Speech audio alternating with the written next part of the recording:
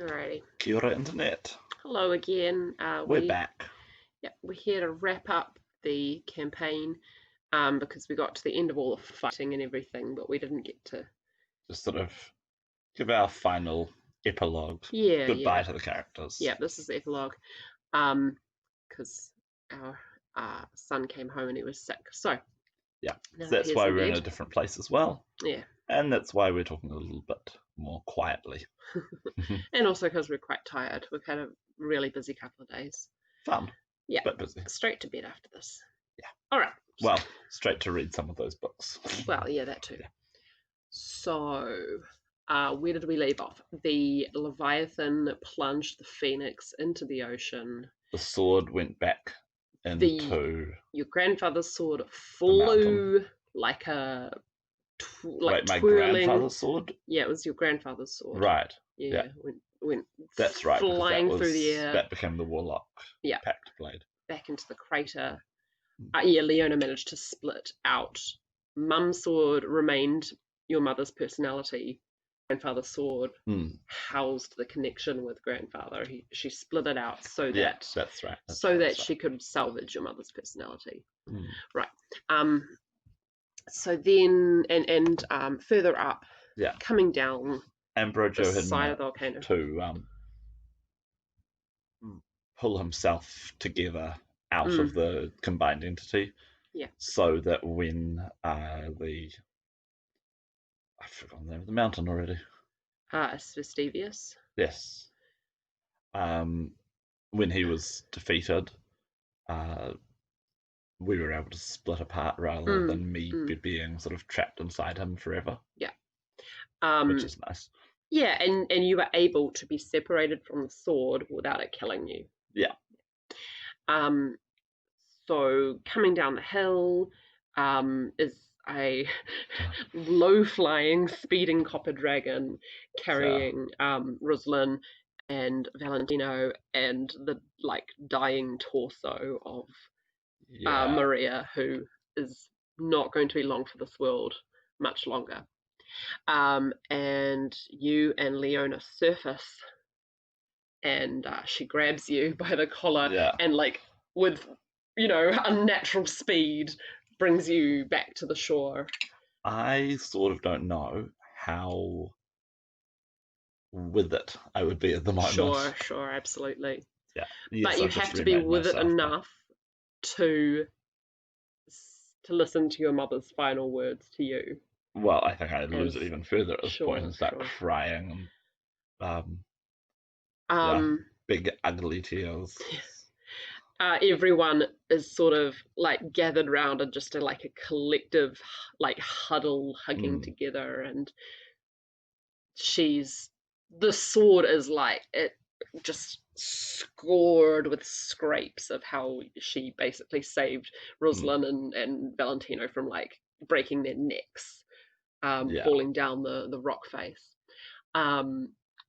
And she... I sort of imagine she grabbed them and threw them up into the air, and then a dragon flew overhead and went... Yeah. Grab. And she holds you and says, I'm so happy to see you free. Free of Nero, free of Vestivius. That's all I wanted. I think that's why I came to you. I'm so happy. And the body becomes just like a doll. Yeah, actually, I keep crying. And I do have words, actually. Oh, yeah? There, no, don't leave me, don't leave me. No. But she, too, is free now. Because and there's a lot of wailing. In the weakening of Vestivius, her soul is finally able to be freed. Because the reason why you were able to forge her into a sword was that he captured her when she tried to make a deal with him and it all went wrong. Yeah. And he was just waiting until you presented him with an opportunity to send her through the element of fire to you. Yeah. And so in a way, not me than my children, or yes, in a way, time on his side. Yes, it was like a family curse He wanted a vessel to come through, and I mean, your children might still be able to be vessels for him, and so this is a story that needs to be passed down through the generations if you have children, because just don't go to Kamehameha. Don't go to Kamehameha. It's a bad place. Especially don't go to the mountain and make a deal with it, because it will take your soul. But he doesn't have the ability to call to your family in the way that he called to you by helping you forge the mum sword. Unless somebody does something ridiculously stupid again. Yes. So you are free, but as you can see, looking up the volcano again, the smoke is back there. Yeah. So presumably what was left of his soul flew through as the sword and re-entered the volcano. Yeah.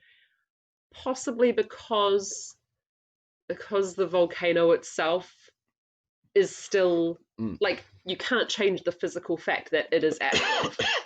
And so in order to kill both the elemental, in order to kill Asvestivius, you would actually have to physically kill the volcano, and that's just not. That's like killing a dragon. You just did that. Killing a volcano. No one can do. Well, I mean, maybe there are beings out there who could do them, but there are. But probably not even Rochello could do that. They're quite rare. Yeah. So I think that's sort of like the fade to black of that particular part of the story, unless you want to. Okay. Then I think that with a little bit of like exposition between, we pick up again in Matauro. Right. You are all there to see a little newborn baby. Aww. And Valentino is just like over the moon, so in love, and so is Joya. And is it a boy or a girl? Do we have a random generator here to help us? I never actually decided that, and what's he gonna call it? Flip a coin. Okay. Or does Joya get to name it? Oh yeah, it probably has a million names. Yeah. Flip a coin. Preparing to flip. Flip it for me, Google. Tails. So that's a cool coin. It is. Hang on, we didn't decide whether heads or tails was girl or boy. No. Well, actually, it was a female head on the things. Okay, so we'll flip again. And so tails is boy and heads is girl, since it was a girl head on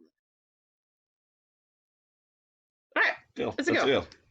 Nice. Cool. Okay. So what's he gonna name her? Oh, I haven't got my book of Italian names on me right now. And, okay.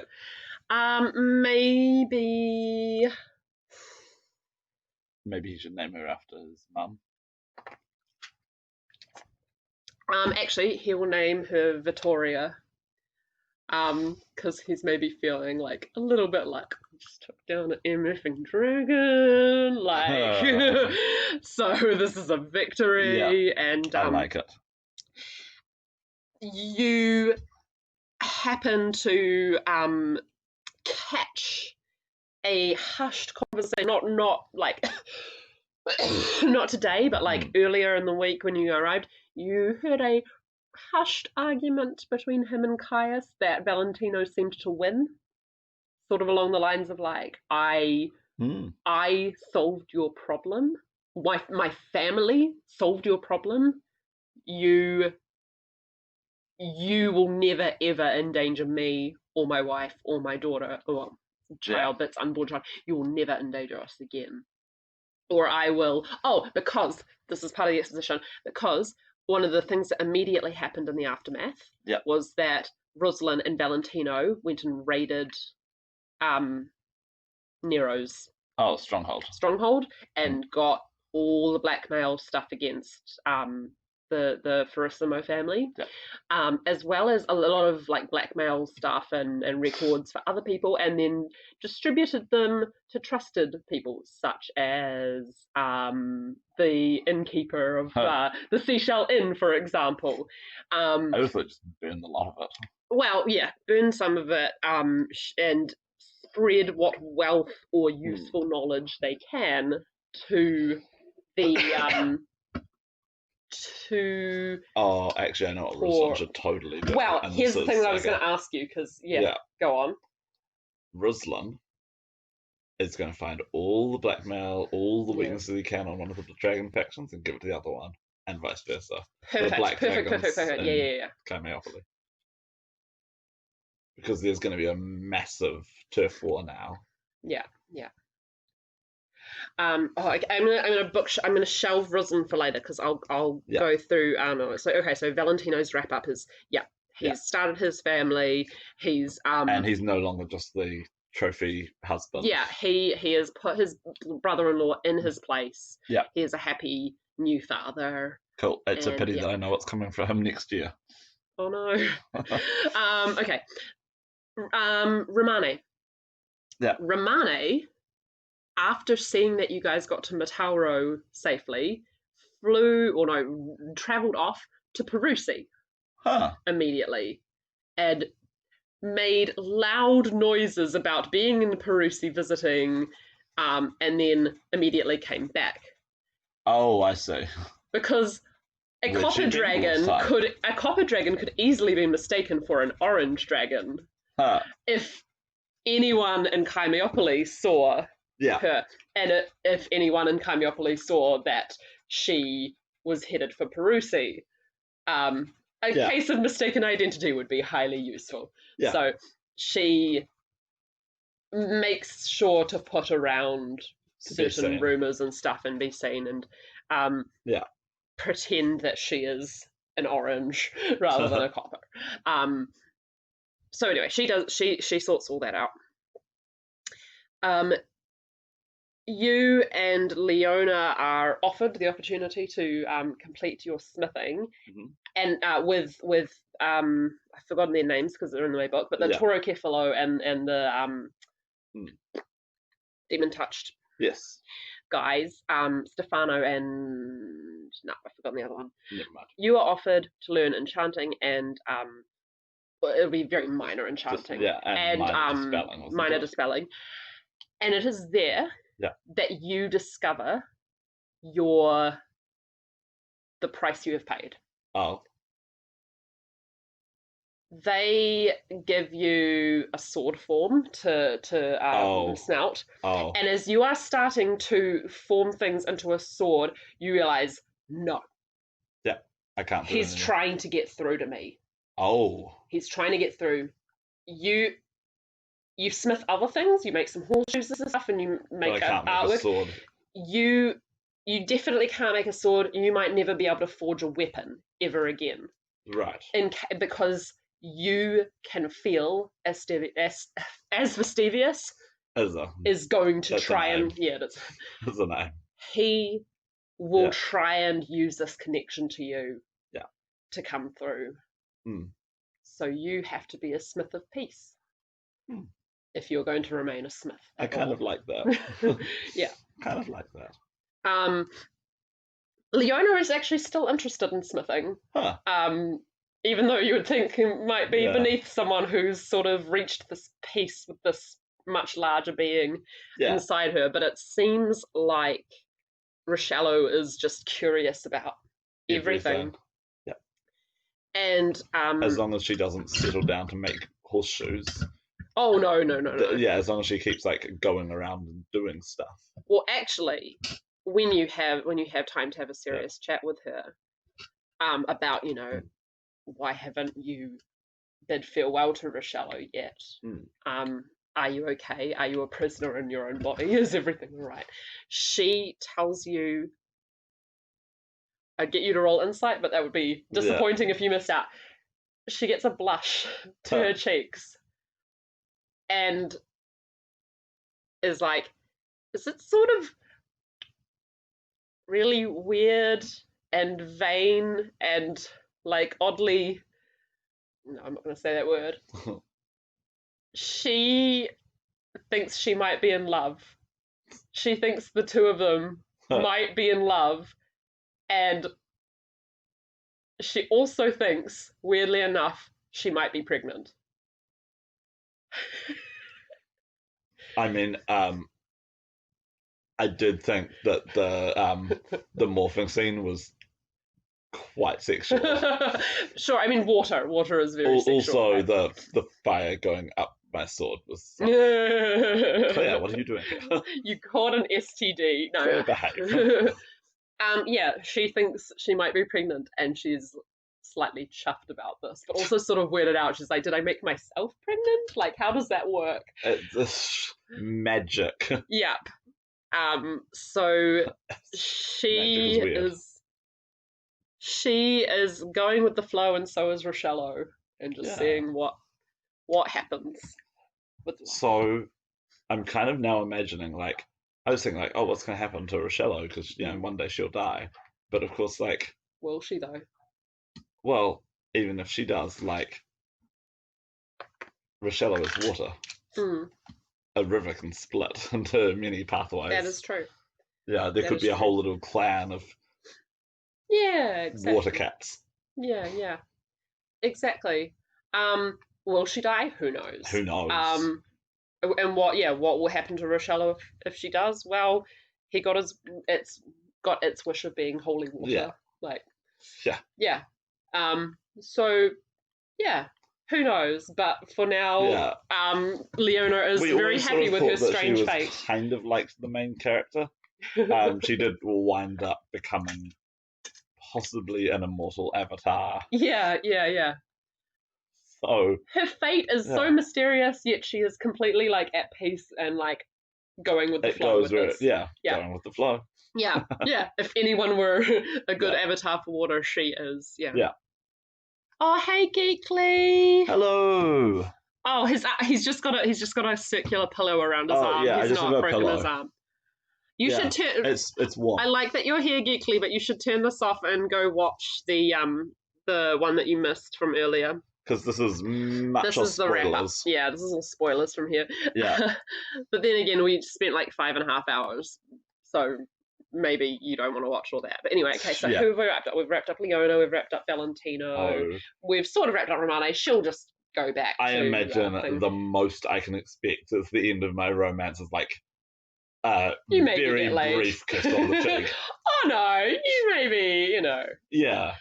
But it's so it's like this is the end. Yeah. There's no invitation to continue the romance. It's not going anywhere. Actually, this is the Renaissance.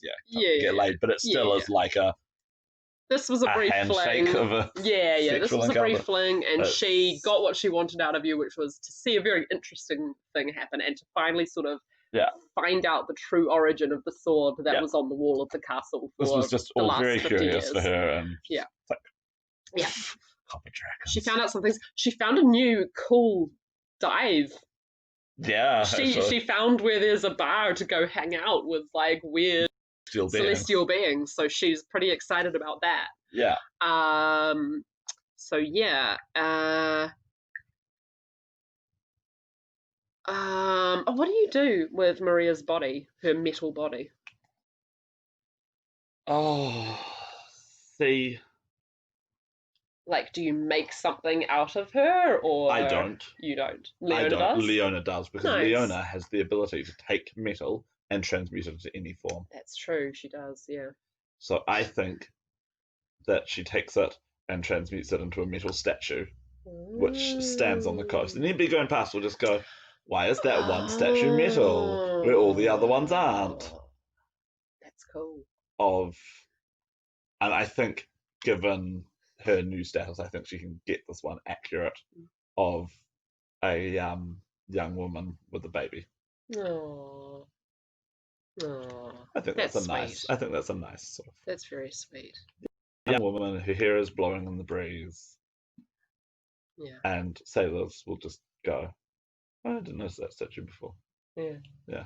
Why is that one Why is that one metal and the others aren't? Oh well. That's sweet. I like it. Yeah. Okay, there's one loose end that I wanted to tie up, but I sort of wanted your opinion on. Rosalind? You notice that Rosalind's sort of kicking around, looking a bit like, oh, what do I do now? And then he just turns to you and he goes, well, what do we do now? Do you want me to still follow you, or should I go back to Chimeopole and try and help tidy things up? It is where I was born, but I've been gone for 2 decades and I don't have any contacts anymore. I feel like with everything that's happened, neither do I. Mm. Well, we've still got Well, the. I'm welcome in Mataro whenever I want. We both You are. are. I guess this is our new home base. But I don't feel like this is home. You still have that list, and even though you've just passed your Smith's exams, you could still travel around and we could see what we could see. See who needs help. I think the world is a much bigger and stranger place than we ever realized.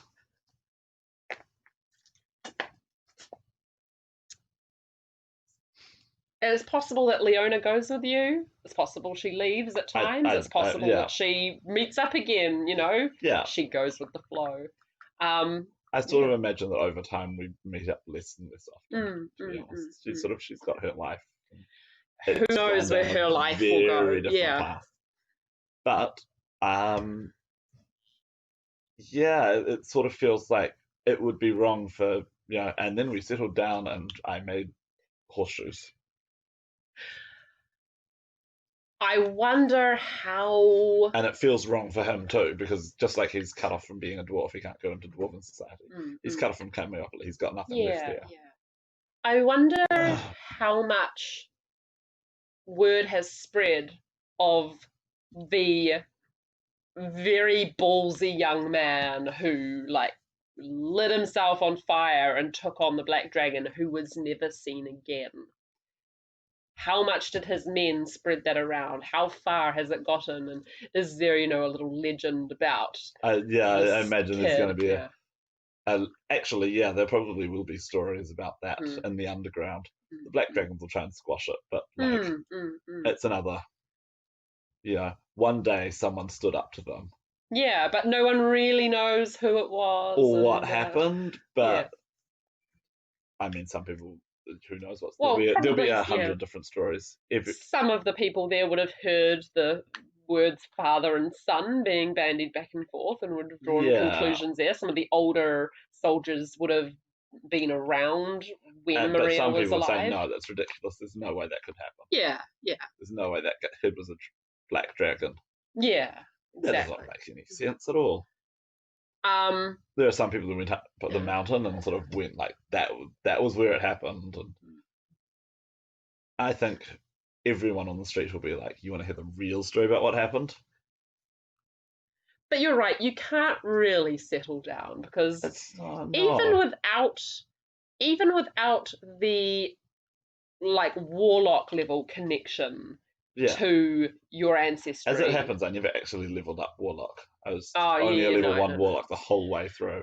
Even though I kind of like that just being the case. Even though those powers seem to have died down, you still have the inherent fact of your bloodline, the sorcery side.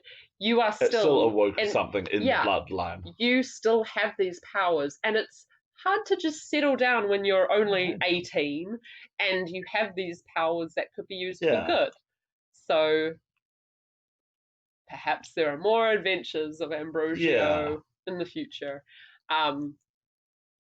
Is he, the Smith of Peace? Is he the Smith of Peace? Is he going around helping the humanists? Who knows what this mysterious young man is doing? I think he's got a more complicated idea about the whole humanist thing. Some of the humanists are a bigger problem than the dragons. Some of the dragons are pretty okay. Some of the humanists are pretty okay. Some of the dragons are monsters. Yeah. But he'd probably just try and help people. Yeah, I think when it comes down to it, helping people is the big one.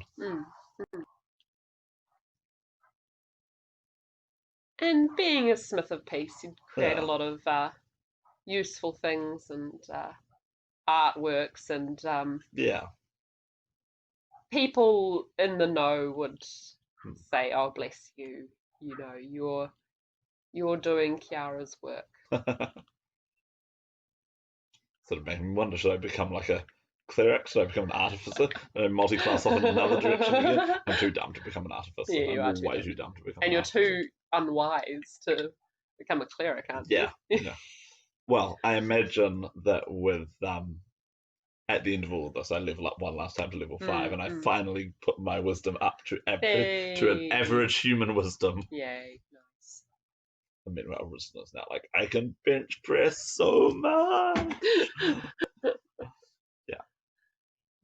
How do you still retain paladin powers after you betray your master? Because it's inherent. It's not a bestowed thing. But yeah, so maybe we'll run into these characters again and cameos and other Dragons of Tirenia adventures. Well, but for now, I do have plans in the future for Mataro. Yeah. That's coming. If I do another huge campaign like we did at like the Siege of Medellano, then that might wind up being the Mataro storyline. Oh no. I have like personal attachments now to. I know. Don't you dare kill Valentino or his family. We'll see what happens. But yeah, I think Ambrogio just keeps wandering around now and just has more adventures. Yeah. And maybe he's not quite so quick to get into fights anymore. And, though maybe he's got a friend who travels with him who can like punch out virtually anyone. It's true. How much damage did he do with that crit on the dragon? Oh my god! Well, it was 48 smite, wasn't it? Yeah, it was 46 plus 48 plus 5. I don't remember what the roll was, but yeah, it was. Good old smite. Yeah. Berserker Paladin was an interesting mix.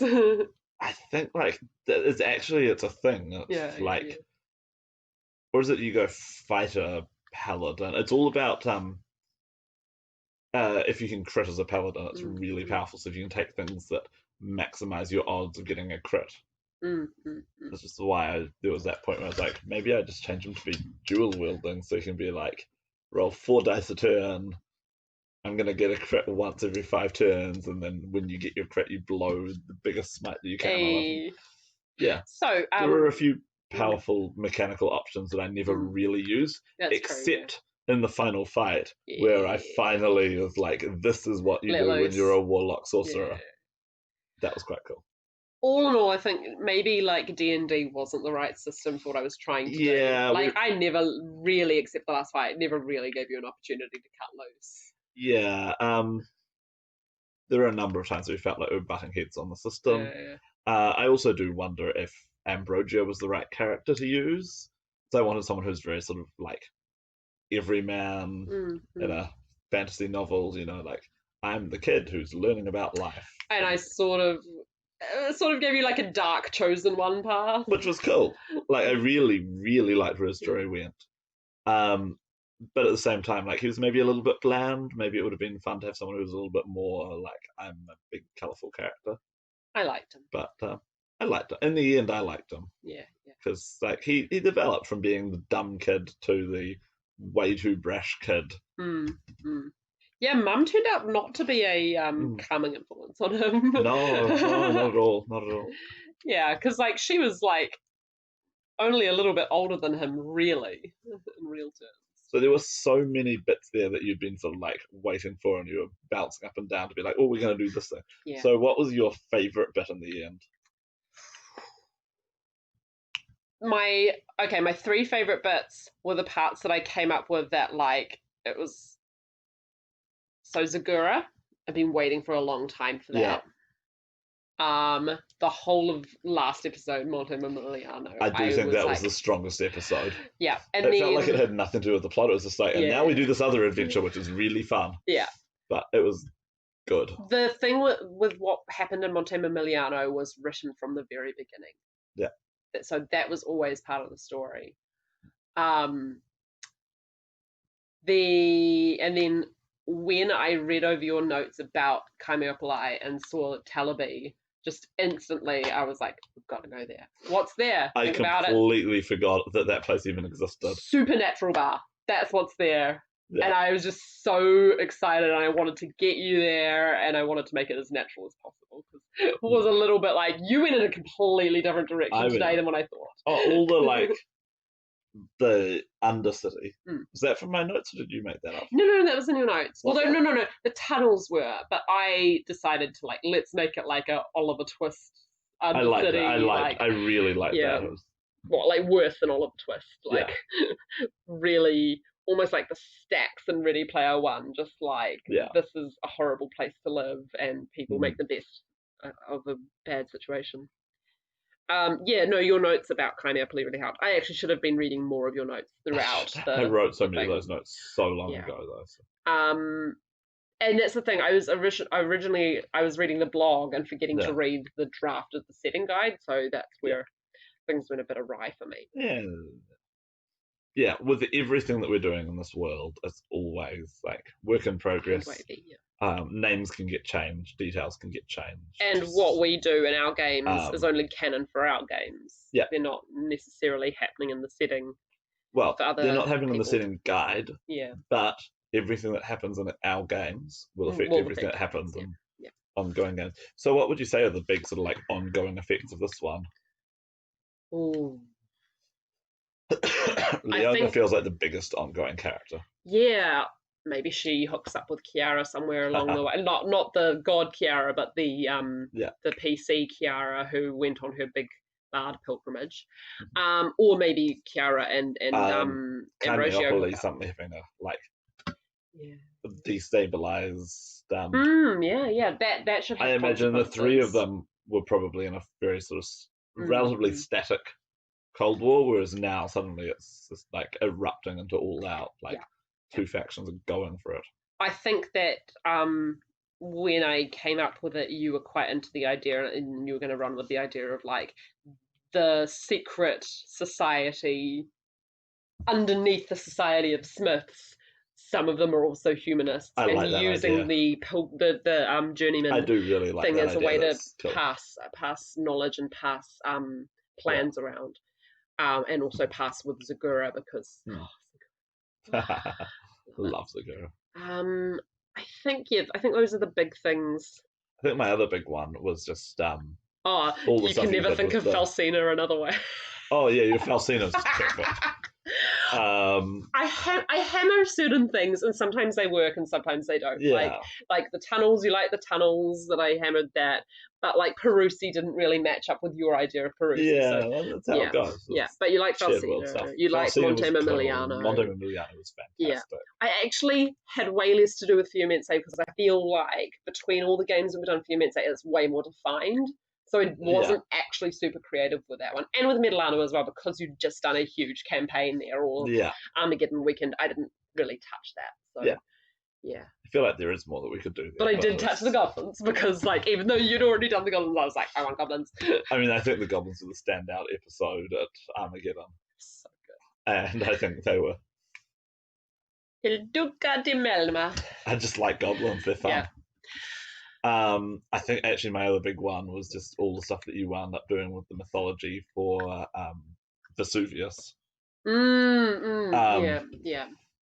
Because I keep on coming up with names and backstories for places and going, I'm just not quite happy with this. But it'll do for now. And then I just went in a different direction linguistically for it, and so we found something. But it is quite a mouthful. So that's the thing you want to think about. There's maybe a way to simplify it down. But it comes directly from translating Vesuvius, or going backwards through the etymology of the name Vesuvius. So it actually reminds me, I'm wondering whether Chimeopoly is the right name or not. Who knows?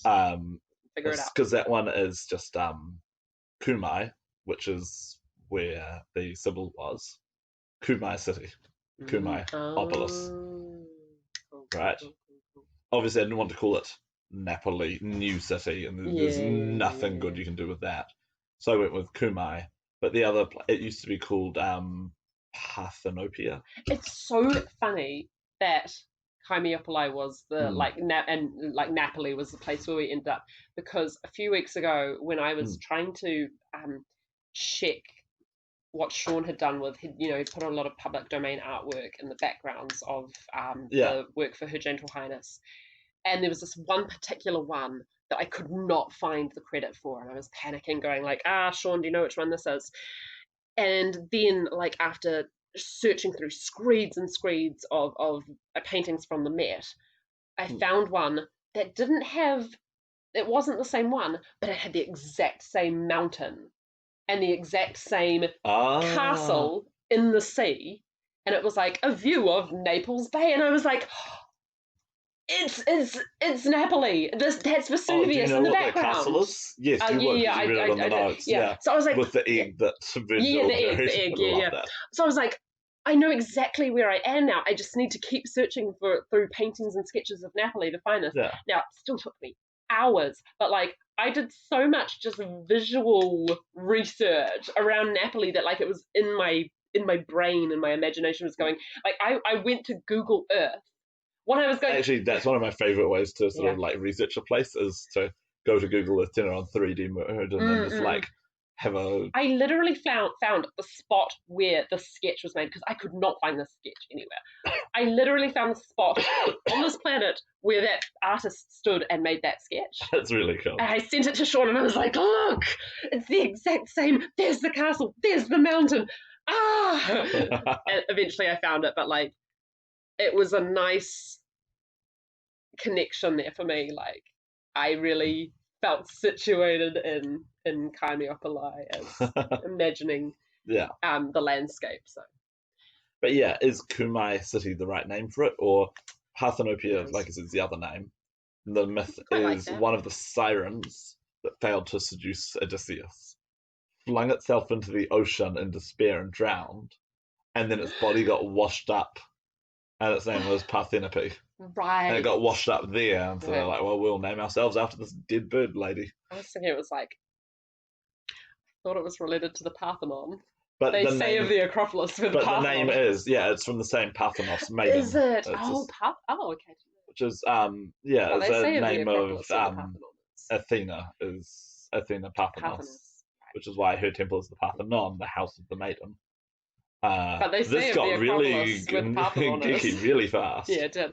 Hey, I mean, this is a really geeky So I really like that myth of like the mythological figure washes ashore, and they're like, well, we'll name ourselves after them. But I don't like Parthenopea, Parthenope, and like Kaimiopoli is obviously like trying to be like Naples, but not. But, do you have any questions about what I did that you want to address in the public forum? Because of course you're going to be able to read my notes after this. But do you have any questions about like meta stuff? Did your plans change at any point? Lots. Okay, here's the thing. Here's the things that I knew from the very beginning. I didn't know names, so I had left a whole lot of blanks. You're going to see this.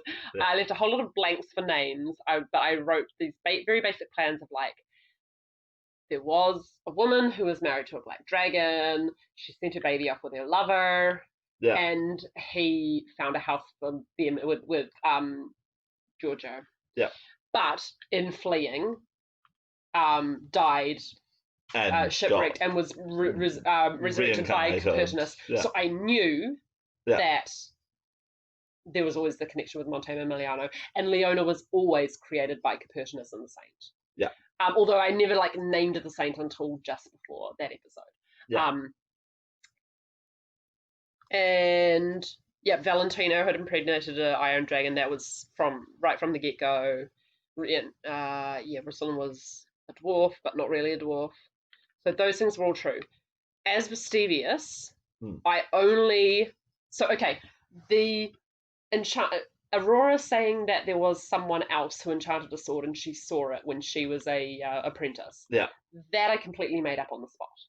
Right. And so I was like, oh, that's really cool. I like that detail. Like, does it have anything to do with you? And I just let that ferment in my mind. I mean, I did like that just as like there's a lot of stuff going on. Yeah. But it was so like mysterious as it came out of my mouth that I was like, I want to know more. I want to know more about this I love guy. it when that sort of thing happens. So there were quite a few things where I just ran with what I was saying and just went, let's see where this goes. So I didn't know about Talaby until literally this week. And then as soon as it came out, I was like, okay, pretty sure that's going to be the supernatural bar where the water elemental is. What does the water elemental want? Well, what we know from what I wrote last week was for Monte Emiliano was, and I did know this part from the very beginning. Leona was made to watch over you. Yeah. What does that mean? Why does Copernicus want you to be watched over? Because he knew about them. Well, I didn't know that when I first wrote it, but that's what I was able to fill that in last week and go, of course, yeah, he wants to look after you because he has a vision of doom for you. Actually, it's one of my favourite things with these sorts of adventures whenever I'm running them is when you've got like these two separate things. You're able to go like, the jigsaw pieces fit together. Yeah. So I always knew, I always had this feeling that Leona had a purpose for being sent to watch over you, but I wasn't exactly sure why until that. Yeah. And then I got the blue cave connection, and then I remembered when we were first coming up with Apprentices of Tirenia and who the 4 characters were going to be, we gave them each an element, they gave them each an elemental affinity. So you were fire, I was fire. Yeah. Valentino was air, Rosalind was earth, and Leona was water. Yeah. And then it was like, oh, fire, water, you're going to be inhabiting a fire elemental. What if she gets a water elemental? And that's the thing that saves you. And so that's where it all came together. So as Vestivius, didn't know about your grandfather, even back then when I said the thing about the sword, but it just fermented in the back of my mind. And then, when did it all come together? That's where the sorcerer bloodline came from. I'm just trying to remember when that all came together, because I might have literally just written it for Monte Emiliano.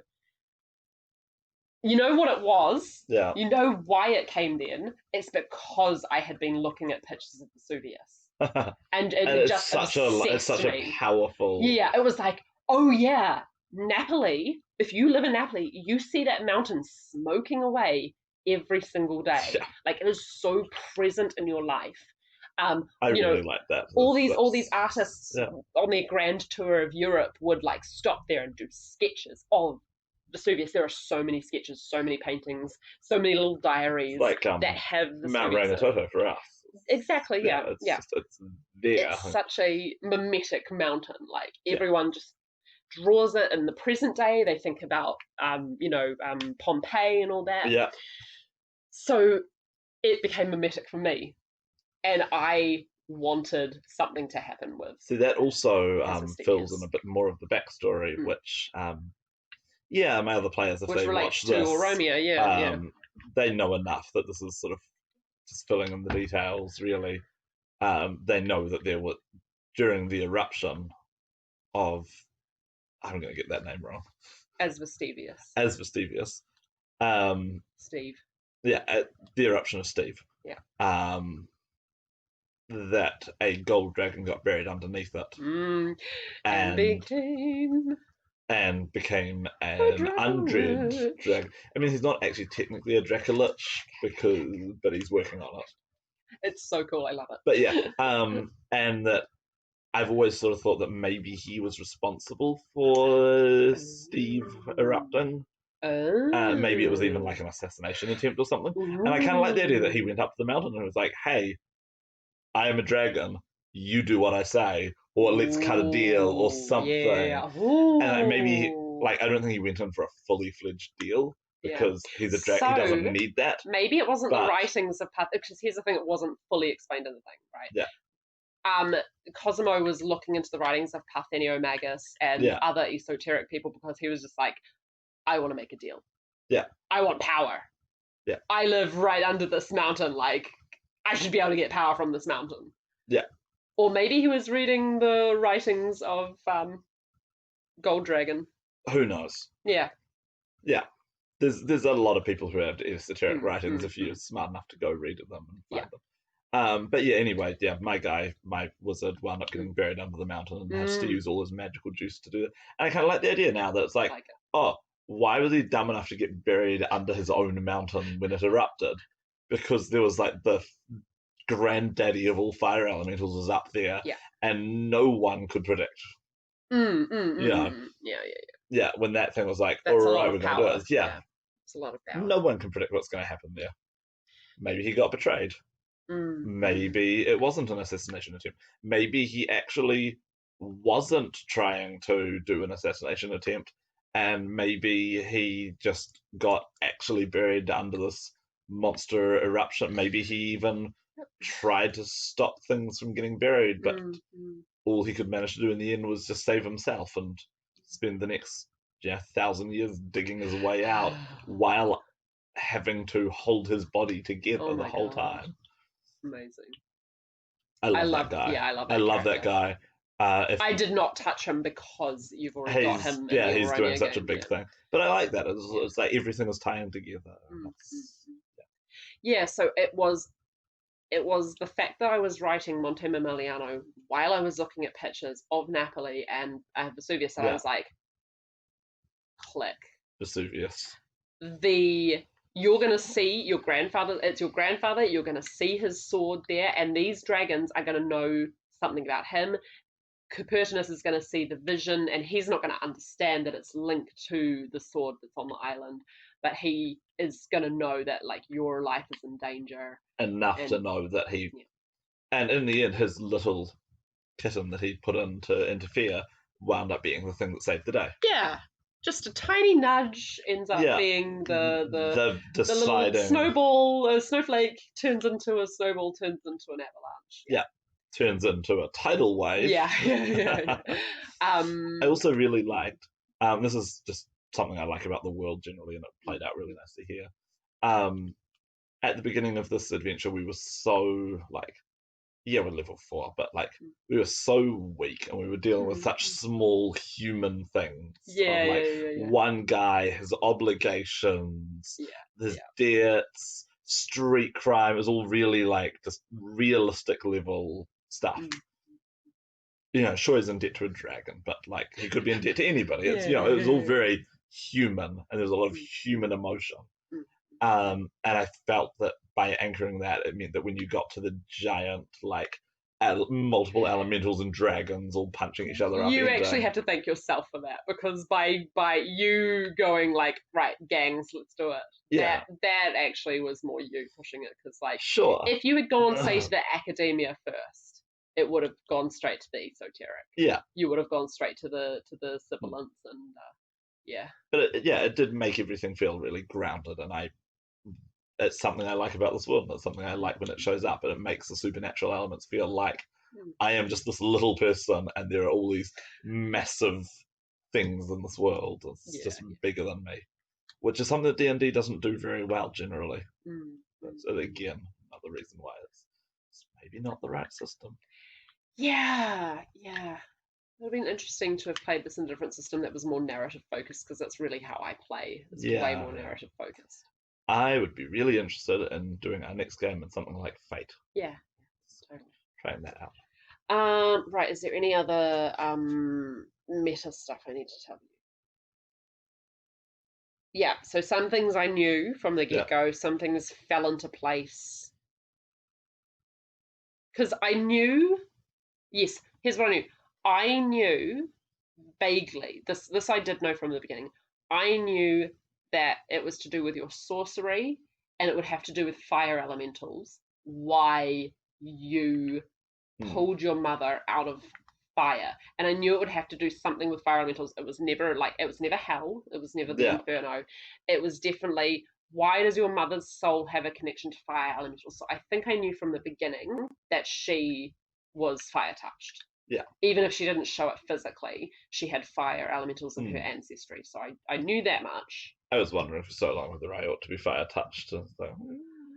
Yeah, like, well, as a sorcerer, you were. Yeah, it's one of those things where, like, again, D&D doesn't really. And maybe, but like, clearly, maybe Copernicus brought it out in you a bit more, because he did actually change your hair color when he realized Rosalind was on the run, and like, it wasn't said until like when Maria actually had eyes to look at you, and she was like, you should have black hair, whoops.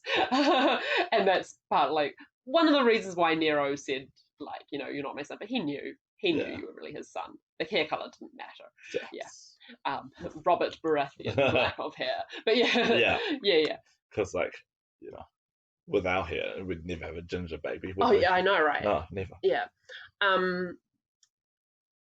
But no, your hair was black when you were born. Yeah. And Rosalind probably forgot because it was so far in the past, and it was also like a super convenient thing to happen. It's like, oh, I'm no longer carrying a black-haired baby. I'm carrying a red-haired baby. That's exactly what I need to be doing, and I don't even look like myself anymore. This is all good. He was very distracted. He was very distracted by being returned from the dead. Yeah.